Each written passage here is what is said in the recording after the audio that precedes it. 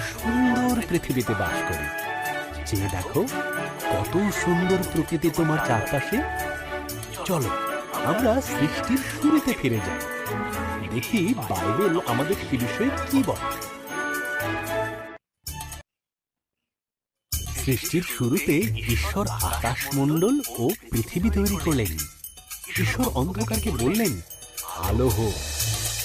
এই আলোকে তিনি নাম দিলেন দিন, আর অন্ধকারকে নাম দিলেন রাত্রি। প্রথম দিন শেষ হলো। এরপর ঈশ্বর উপরের জল থেকে নিচের জলকে আলাদা করে ফাঁকা জায়গা তৈরি করলেন, যার নাম দিলেন আকাশ। দ্বিতীয় দিন শেষ হল। ঈশ্বর সমস্ত জল একত্র করলেন, এর ফলে শুকনো জায়গা দেখা দিল।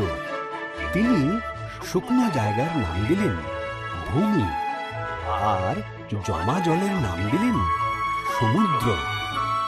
তারপর তিনি তৈরি করলেন ঘাস, শস্য ও গাছপালা।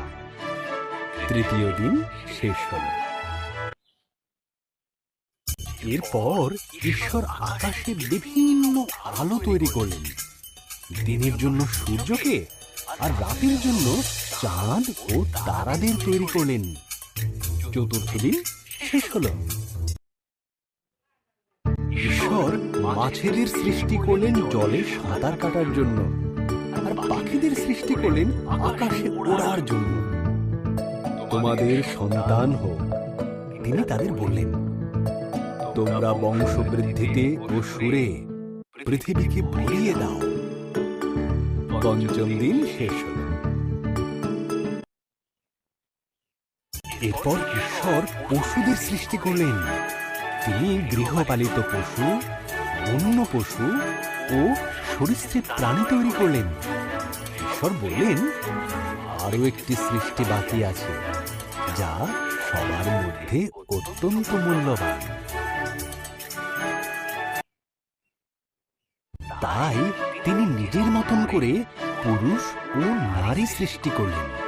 তিনি বললেন, তোমাদের সন্তান হোক, পৃথিবীর দায়িত্ব নাও, মাছ ও পশু পাখিদের যত্ন রেখো। ষষ্ঠ দিন শেষ হল। এরপর ঈশ্বর দেখলেন তাঁর সমস্ত সৃষ্টিকে খুব সুন্দর। তিনি বললেন, এই সপ্তম দিনে তিনি বিশ্রামে গেলেন এবং দিনটিকে স্মরণীয় করে রাখলেন। সপ্তম দিন শেষ হলো।